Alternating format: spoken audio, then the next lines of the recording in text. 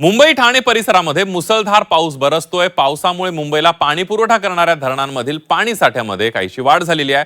मागल्या 24 तासांमध्ये धरणांमधील पाणी साठ्यामध्ये 1% वाढ झाली असून 7ही धरणांमधील पाणी साठा आता 8.12%वर गेलाय।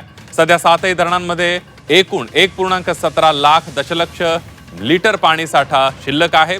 या 7ही तलावांपैकी विहार तलावामध्ये सर्वाधिक 57% जलसाठा आहे, तर अप्पर वैतरणा धरणामध्ये 0% उपयुक्त जलसाठा आहे। 7ही धरणांमधील कोणत्या धरणामध्ये किती जलसाठा आहे त्यावर एक नजर टाकूया ग्राफिकच्या माध्यमातून।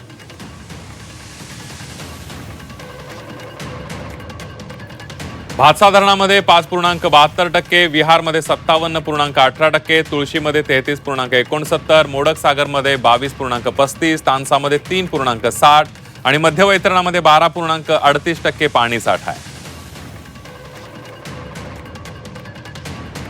तर धरण क्षेत्रामध्ये 24 तासात किती पाऊस झाला बघूया। भातसा धरण क्षेत्रामध्ये 52 मिलीमीटर, विहारमध्ये 195 मिलीमीटर, तुळशी धरण क्षेत्रामध्ये 207 मिलीमीटर सर्वाधिक पाऊस झालाय, मोडक सागरमध्ये 57 मिलीमीटर, तानसामध्ये 51 आणि मध्य वैतरणामध्ये 70 मिलीमीटर पाऊस झालेला आहे।